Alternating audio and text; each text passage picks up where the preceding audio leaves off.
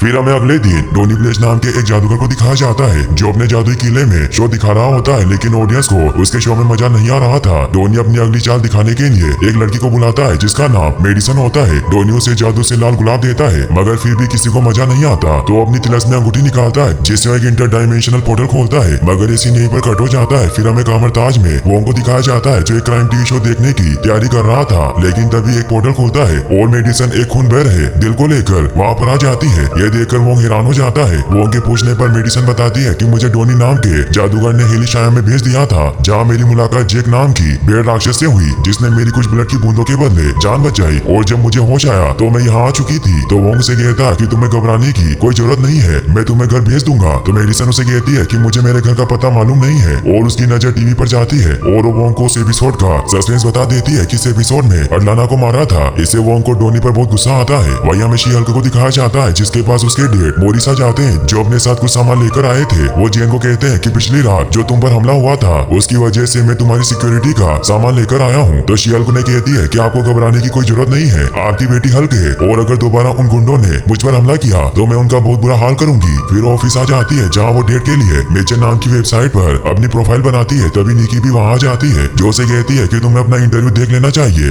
और वो साथ में उसे देखने लग जाते हैं। मगर तभी वोंग वहाँ पर आ जाता है जो जेन को कहता है कि मुझे एक मुश्किल हालात में कानूनी मशवरा चाहिए। तो जेन उससे अकेले में बात करती है। वोंग उसे बताता है कि डोनी नाम का एक बंदा खुद को जादूगर कहता है, मगर वो असली जादूगर नहीं है। पहले वो कामरताज में मायावी कलाओं का विद्यार्थी था, मगर एक हफ्ते बाद ही हमने उसे लात मारकर बाहर निकाल दिया क्योंकि उसने 3 बियर के साथ अपने भाई काइडो को वहाँ बुला लिया था, और अब वो लॉस एंजलिस में जादू शो दिखा रहे हैं जिससे वो हमारी पवित्र तकनीकें इस्तेमाल करके लोगों को दूसरे आयामों में भेज रहा है। लेकिन उसे इंटर डायमेंशनल पोर्टलिंग का एबीसी भी नहीं आता, इसीलिए बिना सही ट्रेनिंग के मायावी कलाओं का इस्तेमाल लोगों पर बहुत बड़ा खतरा हो सकता है। साथ ही से हमारा आयाम दूसरे आयामों से भी उलझ सकता है, इसीलिए हमें डोनी ब्लेज को सबक सिखाना होगा। दुनिया को एक ऐसी मिसाल देनी होगी ताकि कोई भी बिना लाइसेंस के मायावी कलाओं को बदनाम ना कर सके। तो जेन उससे पूछती है कि क्या डोनी ने ट्रेनिंग स्टार्ट करने से पहले कोई एग्रीमेंट साइन किया था। तो वो कहता है कि ऐसा कोई एग्रीमेंट नहीं हुआ क्योंकि विद्यार्थी मायावी कलाओं के वफादार सेवक बनने की कसम खाते हैं। फिर वोंग अपने कॉन्टेक्ट डिटेल देकर वहाँ से चला जाता है। वही हमें दिखाया जाता है कि जेन निकी के साथ बाद में बैठी हुई होती है जहाँ वो वोंग का लीगल नोटिस तैयार करती है और ब्रॉन्ज की पैरोल की फाइल भी कंप्लीट हो जाती है, जिससे वो खुश होती है। निकी उसे कहती है कि हमें तुम्हारी मेजर प्रोफाइल देखनी चाहिए। तो जेन उसे अपनी प्रोफाइल दिखा देती है, लेकिन जेन ने अपनी ऑफिस फोटो को डाला हुआ था इसीलिए उसे एक भी मेजर नहीं मिला होता।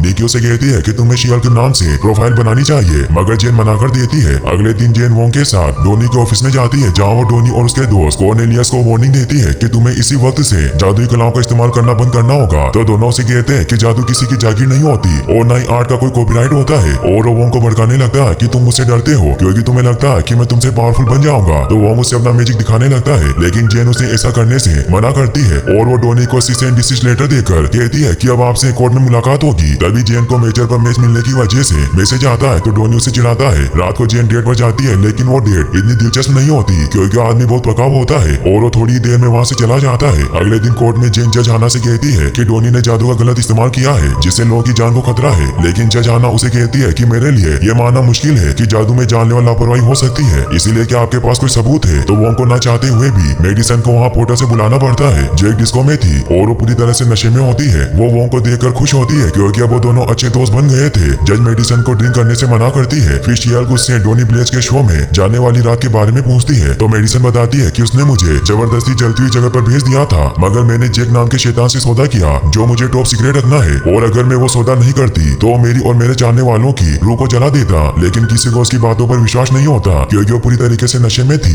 जेन को कुछ समझ नहीं आता और उसे कहती है कि पोर्टल में जाने के बाद क्या आपको डर लगा था। तो मेडिसन कहती है कि पहले तो मुझे डर लगा, लेकिन फिर धीरे धीरे मजा आने लगा। डोनी का वकील हक जैसे कहता है कि मैं ये केस डिसमिस करने की दरख्वास्त करता हूँ क्योंकि डोनी की परफॉर्मेंस में डर और मजा दोनों था जिसके लिए लोग मैजिक शो देखने जाते हैं। तो जेन जैसे कहती है कि ये कोई आम जादू नहीं है, डोनी ने एक लड़की को गायब किया, ये मायावी कला है जो एक असली जादू है। तो डोनी से गुस्सा होकर जज को अपना जादू दिखाता है। तो वोंग जैसे कहता है कि ये केस अदालत की दीवारों के पार ब्रह्मांड से जुड़ा है क्योंकि डोनी और उसके साथी देवताओं की ताकत पाना चाहते हैं जिससे पूरी दुनिया खतरे में पड़ जाएगी। तो जज अपना फैसला सुनाती हुई जेन से कहती है कि मुझे और सबूत चाहिए, उसके बाद ही मैं अपना फैसला सुना सकती हूँ। तो जेन उन्हें कहती है कि जब तक फैसला नहीं हो जाता तब तक आपको डोनी के शो पर रोक लगा देनी चाहिए। तो डोनी जैसे कहता है कि मेरी कला है और वो उन्हें वापस से जादू दिखाता है, लेकिन वो समझ जाती है कि वो स्मोक बम से जादू कर रहा है, इसीलिए उसे अपना शो जारी रखने देती है। इससे डोनी और उसके साथी बहुत खुश होते हैं। रात को जेन अपने सभी काम खत्म करने के बाद अपनी प्रोफाइल देखती है है तो उसमें कोई मैच नहीं होते, यानी कि किसी ने डेट के लिए उसे रिक्वेस्ट नहीं भेजी थी। इससे वो परेशान हुई, अब शी हल्क बनकर अपनी नई प्रोफाइल बनाती है जिससे उसे बहुत सारे मैचर मिलने लगते हैं क्योंकि शी हल्क को हर कोई डेट करना चाहता था। इससे वो खुश होती है। फिर वो एक के बाद एक डेट पर जाती है लेकिन उसे कोई परफेक्ट मैच नहीं मिलता क्योंकि कोई उसकी मोटी चमड़ी के बारे में पूछ रहा था तो कोई उसे नमूना कहता है। फिर आखिरी में वह आर्थर नाम के लड़के के साथ डेट करती है जो अभी तक के सभी लड़कों से उसे अलग लगता है क्योंकि उसके बारे में पूछ रहा था। वो एक बाल रोग विशेषज्ञ होता है। वही हमें टोनी को दिखाया जाता है जो अपना शो दिखा रहा होता है और वो पिछली बार की तरह इस बार भी एक लड़की को दूसरे डायमेंशन में भेजने के लिए पोर्टल खोलता है लेकिन वो लड़की उसमें जाने से मना कर देती है क्योंकि हर बार वो किसी न किसी को मुसीबत में डाल देता है। इसीलिए सभी उस पर हंसते हैं। तो टोनी सभी को अपना नया जादू दिखाता है जिसमें वो एक कबूतर बनाता है जो उस लड़की के हाथ में अंडा देता है जो एक डीमन में बदल जाता है जिससे सभी डर जाते हैं। टोनी एक पोर्टल खोलता है ताकि उस डीमन को वापस उसकी दुनिया में भेज सके लेकिन वो पोर्टल वापस बंद नहीं होता जिससे बहुत सारे डीमन बाहर आकर सभी लोगों पर हमला करने लगते हैं। सभी लोग वहाँ से भागने लगते हैं। वही वोंग जब टीवी देख रहा होता है तो टोनी उसके पास मदद मांगने आता है क्योंकि उन दानवों को वापस नहीं भेज पा रहा था। वो उस पर गुस्सा करता है। वही जेन घर पर आर्थर के साथ डेट कर रही होती है तभी उसे टोनी का कॉल आता है लेकिन वो कॉल पिक नहीं करती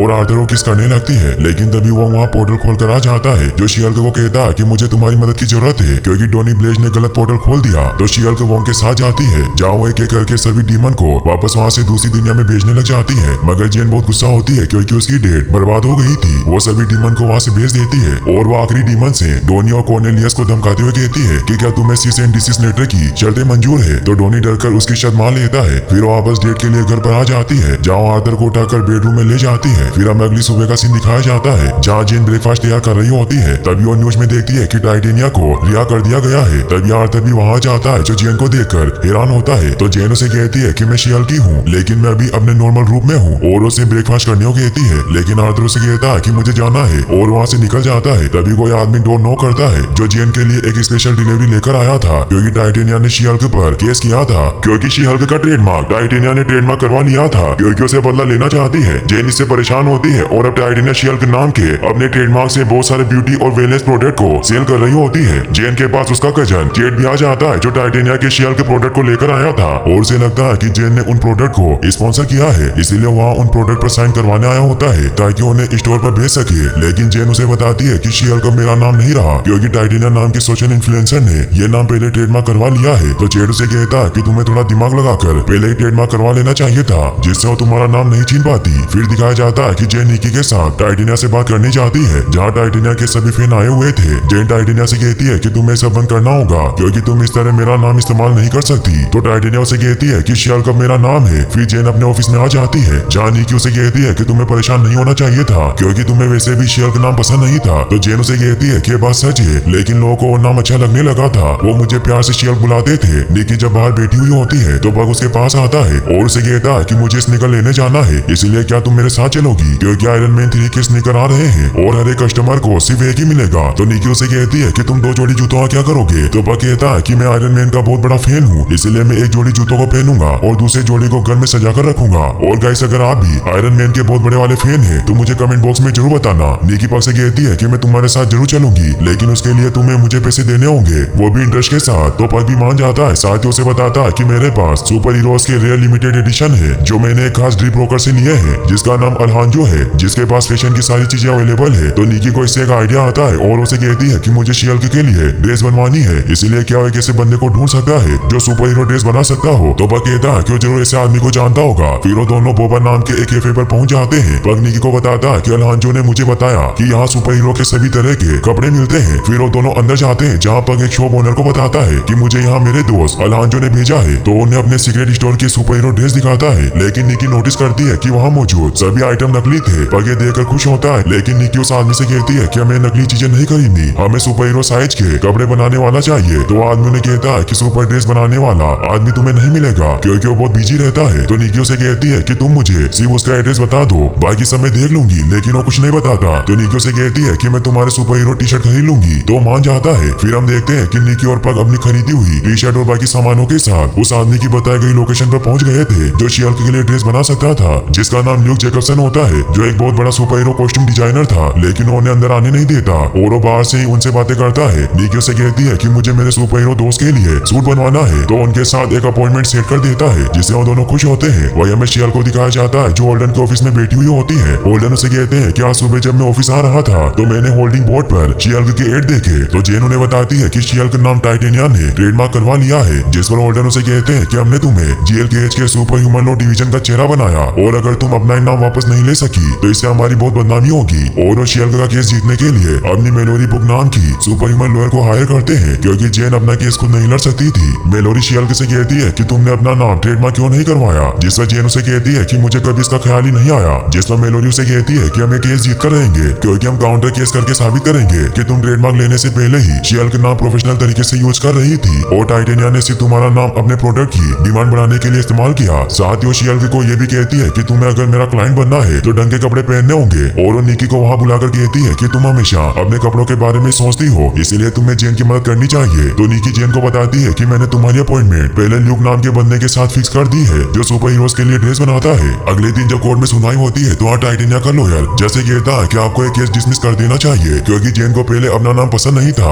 और उन्हें एक क्लिप दिखाता है जिसमें शी-हल्क ने मीडिया से कहा था कि उसे शी-हल्क नाम पसंद नहीं। तो मेलोरी भी जज को शी-हल्क का इंटरव्यू दिखाती है जिसमें शी-हल्क ने कहा था कि उसका ये नाम उसके फेस ने रखा है, इसीलिए अब उसे पसंद हो या ना हो उसका नाम हमेशा शी-हल्क ही रहेगा। लेकिन इससे अभी भी ये बात साबित नहीं होती कि जेन हमेशा शी-हल्क नाम इस्तेमाल करती है, इसीलिए जज मेलोरी से कहती है कि तुम्हें कोई ठोस सबूत पेश करने होंगे कि शी-हल्क पहले भी अपना नाम इस्तेमाल करती थी। और वो अगली सुनवाई की डेट थर्सडे को रखती है। फिर हम देखते हैं कि जेन निकी के साथ ल्यूक के ऑफिस में जाती है जिसके साथ उसने अपॉइंटमेंट फिक्स की थी। ल्यूक उसे कहता है कि मैंने तुम्हारा नाम कभी नहीं सुना, मैं सिर्फ बड़े बड़े सुपर हीरोज के लिए सूट बनाता हूँ। तो निकी उसे कहती है कि मैंने तुम्हें कहा था कि एवेंजर बनने वाली है और हल्क इसका कजन है। तो ल्यूक भी मान जाता है और शी-हल्क से पूछता है कि तुम्हें किस प्रकार का सूट चाहिए, क्या तुम्हारे सूट में हथियार फिट करने हैं या फिर वाटर प्रूफ, फायर प्रूफ। जेन कहती है कि ऐसा कुछ नहीं करना, मुझे एक बिजनेस सूट चाहिए। तो ल्यूक उसे कहता है कि मेरे सूट सुपर हीरो बड़ी बड़ी लड़ाइयों में पहनकर जाते हैं, मैं तुम्हारे लिए नॉर्मल सूट नहीं बना सकता। जिस पर शी-हल्क उसे कहती है कि मुझे लड़ाई में नहीं जाना, मैं एक लॉयर हूँ। ये सुनकर ल्यूक उन्हें वहाँ से जाने को कहता है तो निकी उसे समझाती है कि इसे कोई नॉर्मल सूट नहीं चाहिए बल्कि ऐसा सूट चाहिए जो शी-हल्क और जेन को फिट आ सके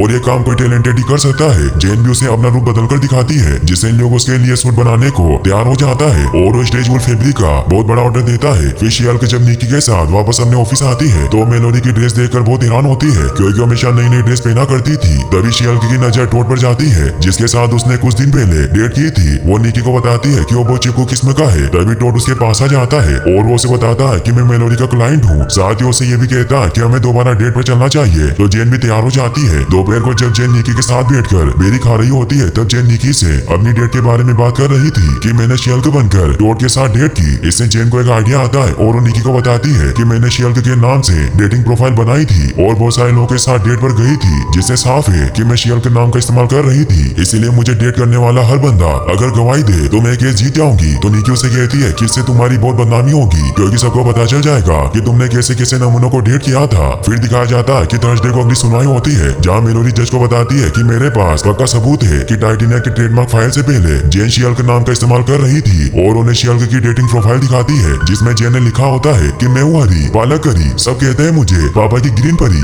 ये टेक लाइन दिखाकर मेलोरी जज को यकीन दिलाती है कि वो शी-हल्क नाम का यूज कर रही थी। फिर वो एक एक करके उन गवाहों को बुलाती है जिसके साथ शी-हल्क ने डेट की थी, जिसमें सभी यही कहते हैं कि मैंने शी-हल्क को डेट किया था। और जब आखिर में आर्थर अपनी गवाही देता है तो वो कहता है कि मेरी शी-हल्क के साथ बहुत अच्छी डेट रही मगर फिर वो शैतानों से लड़ने चली गई थी। तो मेलोडी से सवाल पूछती है कि क्या अगर शी-हल्क की जगह जेन आपको डेट करती तो क्या आप उसके साथ जाते। तो आर्थर कहता है कि मैं किसी का दिल नहीं दुखाना चाहता पर मैं जेन के साथ डेट पर नहीं जाता क्योंकि जेनिफर मेरे टाइप की लड़की नहीं है, पर शी-हल्क बहुत कमाल की है। इससे जेन बहुत दुखी होती है और अब इन गवाहों को सुनने के बाद जज जेन के पक्ष में अपना फैसला सुनाती है कि जेन पहले से ही शी-हल्क का नाम इस्तेमाल कर रही थी, इसलिए वो टाइटेनिया को अपने सभी शी-हल्क प्रोडक्ट बंद करने के ऑर्डर देती है और उसके शी-हल्क के नाम को किसी भी तरह इस्तेमाल करने पर पाबंदी लगा देती है। इससे टाइटेनिया गुस्सा हुई जेन से कहती है कि खेल अभी खत्म नहीं हुआ है और वहाँ से चली जाती है। जेन मोलेरी को थैंक्स कहती है क्योंकि वो एक केस जीत गए थे। मेलोरी जेन को कहती है कि तुम्हें दुखी नहीं होना चाहिए क्योंकि तुम्हें भी एक अच्छा लड़का जरूर मिलेगा क्योंकि तुम किसी से कम नहीं हो। तो जेन उसे आज रात ड्रिंक पर लेकर जाती है और वो दोनों केस जीतने का जश्न मनाते हैं। जेन खुशी खुशी में मेलोरी से कहती है कि अब हम अच्छे दोस्त बन गए हैं, लेकिन मेलोरी इसका जवाब न देती हुई कहती है कि तुमने अभी तक ढंग के कपड़े पहनना नहीं सीखा और वहाँ से चली जाती है। तो जेन को अपने सूट के बारे में याद आता है और वो ल्यूक के ऑफिस में आ जाती है जहाँ ल्यूक उसे अपना बनाया हुआ कमाल का सूट ट्राई करने को देता है जो शी-हल्क को पसंद आता है और उसे दूसरा सूट भी देता है। तभी ल्यूक देखता है कि उसके वर्कर ने उसके क्लाइंट के मास्क को खुलाई रखा हुआ था जो मास्क डेयर डेविल का होता है, मगर ये सीन यहीं पर कट हो जाता है। फिर अगले दिन हमें दिखाया जाता है कि जेन को उसकी बचपन की फ्रेंड लुलू ने अपनी शादी में ब्राइडमेड के तौर पर इनवाइट किया है। जेन इसी सिलसिले में निकी से बात कर रही होती है। निकी उसे कहती है कि तुम्हें ल्यूक का बनाया हुआ सुपर सूट पहनकर जाना चाहिए। तो जेन उसे कहती है कि मैं वो सूट नहीं पहनूंगी, बल्कि मैं ल्यूक की बनाई हुई ये स्पेशल ड्रेस पहनूंगी जो उसने मेरे लिए रिहर्सल डिनर के लिए बनाई थी। निकी को भी वो ड्रेस बहुत अच्छी लगती है। वो जेन से कहती है कि तुम्हें शादी में जरूर आना चाहिए। वैसे भी तुम्हारे केस को मेलोरी को दे दिया गया है, जिसे हम दोनों संभाल लेंगे और इससे मुझे उसके साथ काम करने का मौका भी मिल जाएगा। फिर हम देखते हैं कि जेन ल्यूक की ड्रेस पहनकर शादी में पहुंच जाती है, जहाँ उसकी सभी बचपन की फ्रेंड उसे इतने हॉट लुक में देखकर बहुत हैरान होती है और उसकी तारीफें करने लगती है। लेकिन इससे लुलू को अच्छा नहीं लगता और वो जेन को साइड में ले जाकर कहती है कि आज मेरी शादी है, इसीलिए सबकी नजरें मुझ पर होनी चाहिए, लेकिन तुम्हारे शियल के रूप की वजह से सभी तुम्हें देख रहे हैं। तो जेन को ना चाहते हुए भी उसकी बात माननी पड़ती है। इससे लुलू खुश होती है। फिर वो सभी एंजॉय करने लग जाते हैं। लुलू जेन से पूछती है कि तुम्हारी जिंदगी कैसी चल रही है। तो जेन उसे बताती है कि मैं जीएल केज की लॉयर हूँ, साथ ही अब मैं शियल बन चुकी हूँ। तो लुलू से कहती है कि मैं तुमसे इन बकवास चीजों के बारे में नहीं पूछ रही थी, बल्कि तुम्हारे बॉयफ्रेंड के बारे में पूछने का मेरा इरादा था। तो जेन उसे कहती है कि मेरी जिंदगी में अभी कोई नहीं है। लुलू भी इसे सैड होती हुई उसे कहती है कि तुम्हारे पास अभी भी कुछ साल बचे हैं, तुम्हें जरूर कोई ना कोई मिल जाएगा, क्योंकि जेन की उम्र 30 साल की हो चुकी थी। तभी वहाँ टाइटेनिया भी आ जाती है, जिसे देखकर जेन काफी हैरान होती है। वो उसे कहती है कि तुम यहाँ क्या कर रही हो, ये मेरे बचपन की दोस्त की शादी है, इसलिए मैं यहाँ कोई हंगामा नहीं करना चाहती। तो टाइटेनिया उसे कहती है कि मैं लड़के के बेस्ट फ्रेंड को डेट कर रही हूँ, इसलिए मैं यहाँ आई। तभी लुलू टाइटेनिया को देखकर खुश होती है, क्योंकि टाइटेनिया के इतने बिजी होने के बाद भी वो उसकी शादी में आई थी। जेन लुलू को कहती है कि मुझसे बदला लेने आई है, मगर लुलू को उसकी बातों पर विश्वास नहीं होता। इससे उदास होकर जेन बाहर आकर बैठ जाती है और चॉकलेट खाने लगती है। तभी उसके पास एक लड़का आता है जिसका नाम जोश होता है। वो जेन से बातें करने लगता है, लेकिन तभी लुलू वहाँ आ जाती है, जो जेन से कहती है कि अभी यहाँ वेटर कम है, इसीलिए सफाई में तुम्हें मदद करनी होगी। और इस प्रकार लुलू और उसकी दोस्त जेन से काम करवाने लगती है और वो जेन के सिंगल होने पर उसका मजाक उड़ाते हैं, क्योंकि उसके साथ डांस के लिए एक डॉगी को लेकर आई थी। वहीं हमें मेलोरी को दिखाया जाता है, जो जेन के केस पर काम कर रही होती है, जिसमें उसे ग्रेग होलिस का डिवोर्स केस लड़ना था। होलिस उसे कहता है कि मुझे नाम पसंद नहीं है, इसीलिए मैंने खुद का नाम मिस्टर इम्पोर्टेंट रख लिया, इसीलिए प्लीज आप मुझे वही बुलाइए। फिर वो मेलोरी और निकी को बताते हैं कि मेरा केस कोई आम डिवोर्स केस नहीं है, क्योंकि मेरी वाइफ के इमोशनल अत्याचार काफी बढ़ते जा रहे हैं और जब मुझे कुछ समझ नहीं आता तो फुल स्पीड ट्रक के सामने आकर मुझे मामला वहीं खत्म करना पड़ता है, जिससे लोगों और गवर्नमेंट को लगता है कि मैं मर गया, लेकिन इम्पोर्टेंट होने की वजह से मैं जिंदा रहता हूँ और मेरे हिसाब से शादी खत्म करने का ये सबसे अच्छा तरीका है। इससे किसी को कोई तकलीफ नहीं होती और मैं दूसरी शादी कर लेता हूँ। लेकिन निकी और मेलोरी को उसकी बातों पर विश्वास नहीं होता और वो अजीब अजीब तरह के सवाल पूछने लगते हैं, जिससे वो कांच तोड़ते हुए नीचे गिर जाता है, जिससे उसकी हड्डियां टूट जाती है, लेकिन थोड़ी देर में वो वापस सही हो जाता है। इससे निकी और मेलोरी को विश्वास हो जाता है कि इम्पोर्टेंट सच बोल रहा था। वहीं हमें जेन को दिखाया जाता है, जो अकेली बोर हो चुकी थी, इसीलिए वो ड्रिंक करके डांस करने लगती है। वहीं हमें जीएल केस में दिखाया जाता है कि मेलोरी इम्पोर्टेंट की सभी 8 वाइफ को बुला लेती है, जिनके साथ इम्पोर्टेंट ने मरने का नाटक किया था, फिर बार बार दूसरी शादी कर ली थी, इसीलिए उसे डिवोर्स मांग रही थी। इम्पोर्टेंट मेलोरी को बताता है कि मेरे पास एप्पल शेयर है, जिन्हें 8 हिस्सों में बराबर बराबर बांट सकते हैं, लेकिन वो सभी लेडीज इसके लिए तैयार नहीं होती। तो निकी उन्हें समझाती है और प्रॉपर्टी के हिस्से को उनके अनुसार डिवाइड कर देती है, जिससे सभी खुश होती है। इम्पोर्टेंट भी उन सभी से माफी मांगता है। वही जेन अब काफी टल्ली हो चुकी थी और वो ब्रूस को एक वॉइस मैसेज भेजती है, क्योंकि कुछ वीक से वो उसका फोन नहीं उठा रहा था। तभी उसके पास जोश आ जाता है और वो दोनों वापस बातें करने लगते हैं। जेन उसे बताती है कि मुझे कोई पसंद नहीं करता, लेकिन शियल तो बहुत कमाल की है, उसे हर कोई चाहता है। तो जोश उसे कहता है कि मुझे तो तुम अच्छी लगती हो। जेन को उसकी बातों पर यकीन नहीं होता। तभी जेन के पेट में गड़बड़ी होने लगती है और वो बाहर आकर उल्टी कर देती है। तभी टाइटेनिया वहाँ जाती है और वो जेन से अपना बदला लेने के लिए उस पर हमला करके उसे दूर गिरा देती है। जेन उसका कुछ नहीं बिगाड़ पाती, क्योंकि वो बहुत टल्ली थी और जेन ने लुलू से वादा किया था कि वो शियल नहीं बनेगी। टाइटेनिया उसे कहती है कि मुझे तुम्हें मारने में मजा नहीं आएगा, मजा तो शियल को मारने में है। तो जेन उसे कहती है कि तुम मेरे पीछे क्यों पड़ी हुई हो, वो केस मैंने सच्चाई से जीता था। तो टाइटेनिया उसे कहती है कि तुम्हें पावर चाहिए भी नहीं थी और तुम इन पावर के काबिल नहीं हो, फिर भी लोग तुम्हें चाहते हैं। तो अब जेन शियल बन जाती है और जोर से पैर को फ्लोर पर हिट करती है, जिससे टाइटेनिया दूर जाकर गिर जाती है। अब उन दोनों में फाइट होने लगती है। जोश जेन को शियल के रूप में देखकर खुश होता है। जेन टाइटेनिया को जोरदार मुक्का मारती है, जिससे वो दूर गिर जाती है। टाइटेनिया से गुस्सा हुई शियल पर हमला करने आने लगती है, लेकिन तभी फिसलने की वजह से वो नीचे गिर जाती है और उसके सारे दांत टूट जाते हैं। इससे सभी उसका मजाक उड़ाते हैं और वहाँ से चली जाती है। लुलू भी वहाँ जाती है। जेन उसे माफी मांगती है कि मुझे न चाहते हुए भी शियल बनना पड़ा, क्योंकि उसने मुझ पर हमला किया। लुलू भी अब शियल से खुश होती है और उसे गले लगा लेती है। वही हमें मेलोरी और निकी को दिखाया जाता है, जो साथ में बैठकर बातें कर ही रहे होते हैं, क्योंकि अब अच्छी दोस्त बन गई थी। मेलोरी निकी को बताती है कि मेरी शादी को 11 साल हो चुके हैं और मेरा एक बेबी भी है। फिर वो इंटेलिजेंसिया साइट पर इम्पोर्टेंट के वीडियो देखने लग जाते हैं, क्योंकि उस साइट पर सुपर हीरोज को ट्रोल किया जाता था। तभी निकी को जेन का वीडियो दिखाई देता है और जब उसके बारे में सर्च करते हैं तो उन्हें पता चलता है कि बहुत से लोग शियल को मारने पर पोस्ट कर रहे थे। निकी से परेशान हो जाती है, मगर मेलोरी से कहती है कि हमें जेन को इस बारे में कुछ नहीं बताना चाहिए, क्योंकि इससे वो परेशान हो जाएगी। लेकिन निकी घर जाते वक्त जेन को एक वॉइस मैसेज छोड़ देती है और उसे सब कुछ बता देती है, क्योंकि उसकी बेस्ट फ्रेंड से कुछ नहीं छिपा सकती थी। वही जेन जोश के साथ बैठकर फ्रेंच फ्राइज खा रही होती है। फिर हमें एक लैब को दिखाया जाता है जहाँ शियल्क के ब्लड को हासिल करने की तैयारी चल रही होती है, क्योंकि पिछली बार ब्रेकलिंग क्रू को भी इन्हीं ने शियल्क का ब्लड हासिल करने भेजा था, मगर वो नाकामयाब रहे, इसीलिए उन्होंने